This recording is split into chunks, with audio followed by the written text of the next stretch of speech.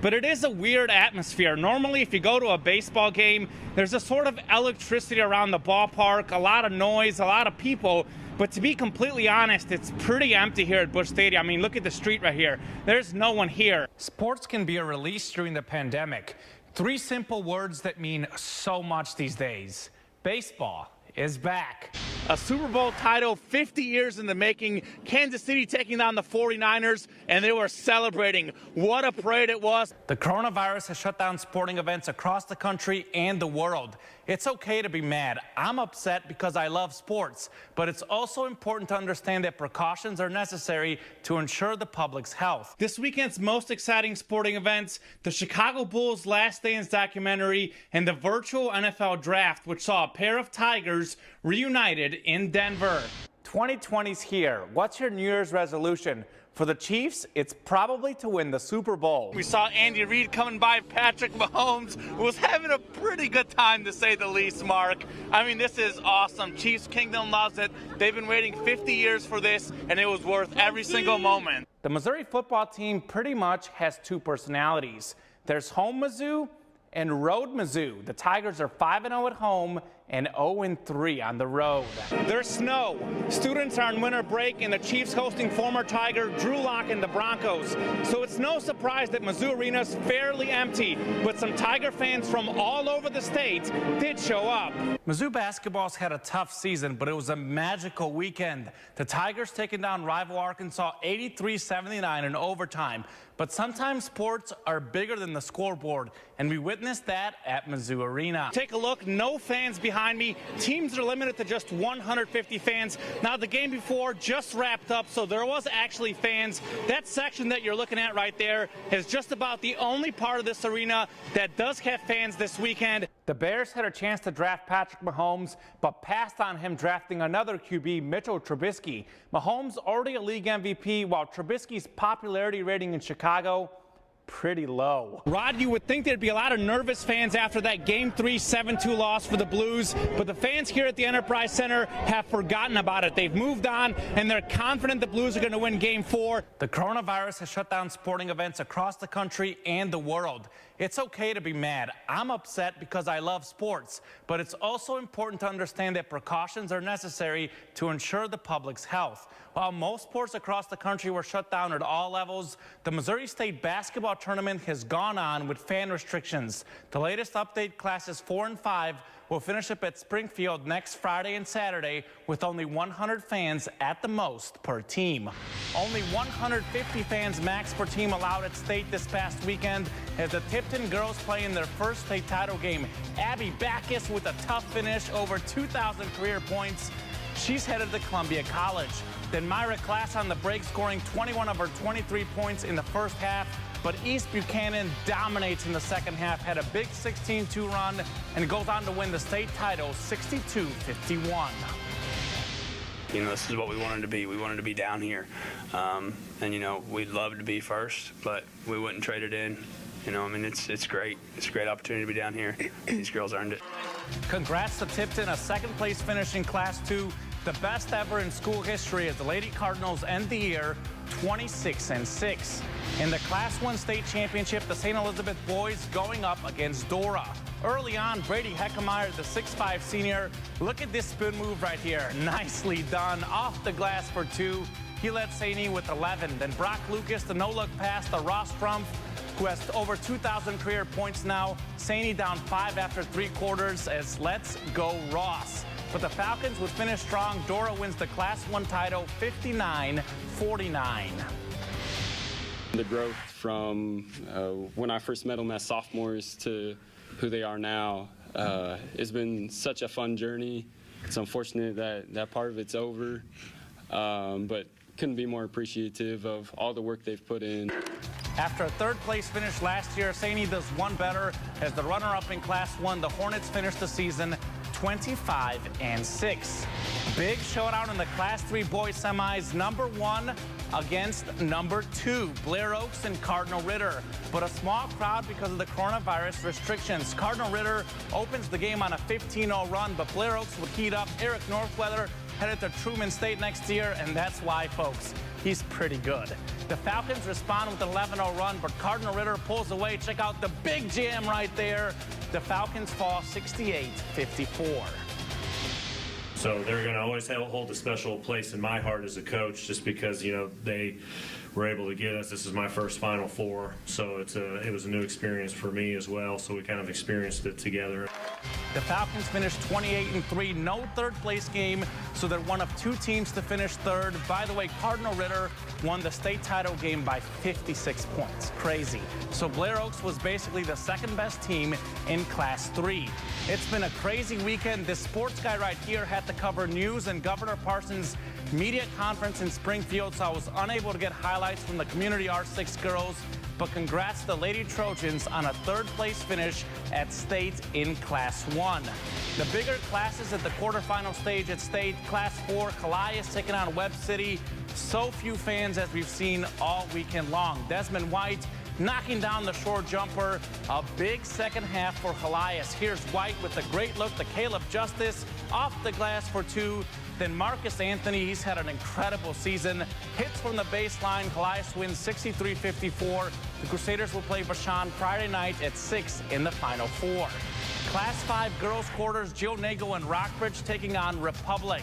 Aaron Pewitt led RB with 19 points, which included this clutch 3, tying the game late in regulation. In OT, it was the Avery Kroenke 3-point show. She hit 2 big ones for 16 points. The Lady Bruins win 59-55. They're headed to their 7th Final Four in 13 years. What a program, as they'll take on Hazelwood Central Friday afternoon at 2. Class 5 quarterfinal in Bolivar. Rockbridge riding a 21 game winning streak, taking on Kickapoo. Fast start for the defending state champs. Brant Bowers knocks down the long jumper. Bruins open the game on a 7-0 run. Xavier Sykes on the run, finishes with the layup. He's really something. But all Kickapoo from there. The Chiefs are up for 30 points in the third quarter to win by 15. Rockbridge finishes a great season, 24-4. Some state basketball tournaments had already wrapped up before this week, but 30 states either canceled or postponed their state tournaments this weekend. Missouri, one of 5 states that continued to play basketball. As I mentioned earlier, the games went on with fan restrictions, so a lot of empty seats. Only 150 fans per school allowed in Springfield at the state semis and title games. Meanwhile, over at Bolivar in the state quarters, only 60 people total per school, counting the team, were allowed to watch. I spoke with Jason West from Misha, and he said this is why they chose to play. We wanted to make this as good of an experience for everyone as possible. But one of our underlying messages is we also wanted to make it as safe for everyone as possible. A lot of tough decisions, certainly a really complicated issue. Obviously, safety matters most, but so do the kids who want to finish their high school careers. But as of now, both state basketball and spring sports are still on in Missouri. The other 4 states that played basketball this weekend all wrapped up. So as of now, Missouri will be the only state to play basketball next weekend. I spoke to local coaches at state about the coronavirus and how it affected their teams. We didn't want something out of our control to take away from what's supposed to be one of the greatest experiences of their high school careers. I'm just very appreciative to Misha in making this happen for the kids. We had to take some, precautions, which as we should. It's our team, people that are here, our family. Most of the people that are there night in, night out for us were able to be here.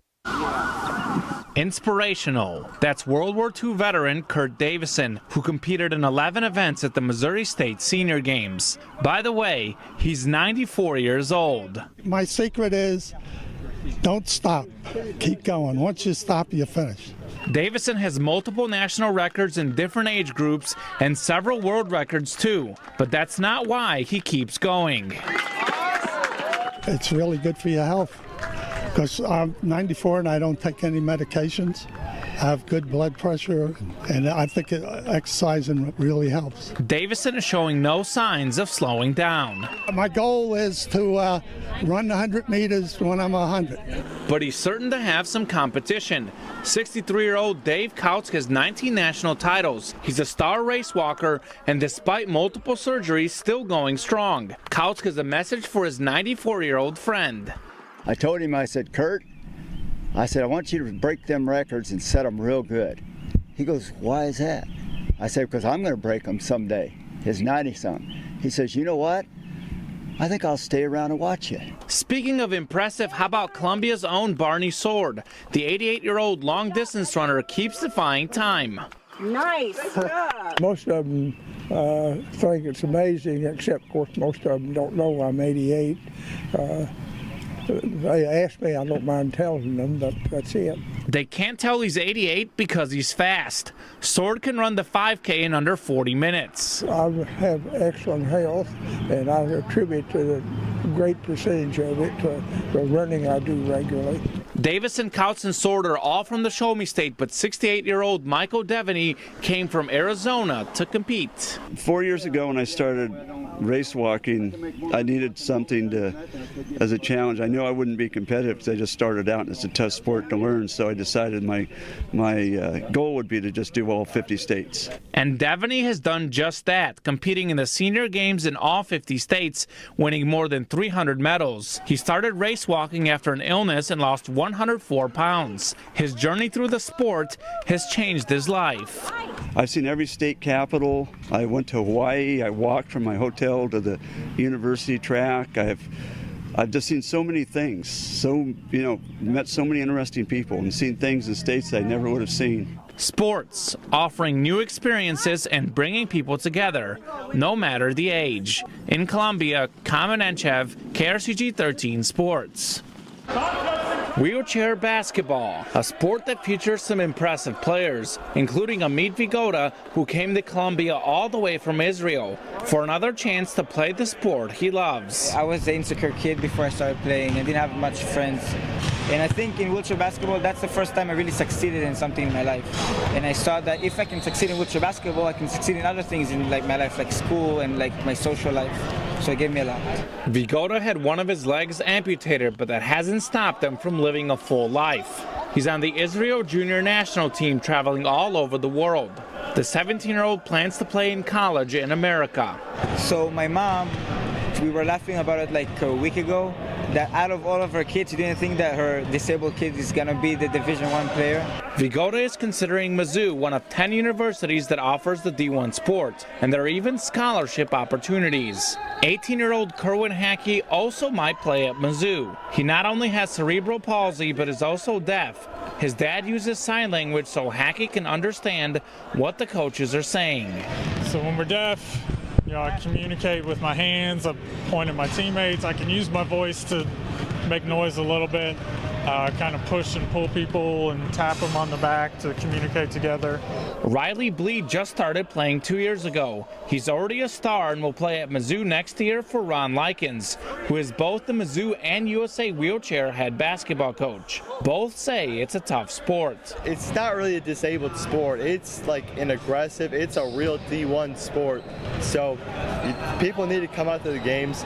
They need to see what it's like. Once they see what it's like, they're gonna be like, wow, like these guys are not really disabled. They're just in a chair. People have a stereotype of what they think wheelchair basketball is. They'll think of a hospital wheelchair, somebody sitting in that, one of those big 60-pound clunkers. They don't realize that these chairs are actually made for sport and how sleek they are, and they're designed for guys to turn quick and start and stop very quickly in that. Wheelchair basketball has given these kids a family. To have guys like this that joke around with you can joke around about your disability with them. Like, it's great. Like, I love these guys so much, and it's great to have guys that actually understand like what you're going through. Wheelchair basketball, changing lives and adding smiles. In Columbia, Kamen Entchev, KRCG 13 Sports.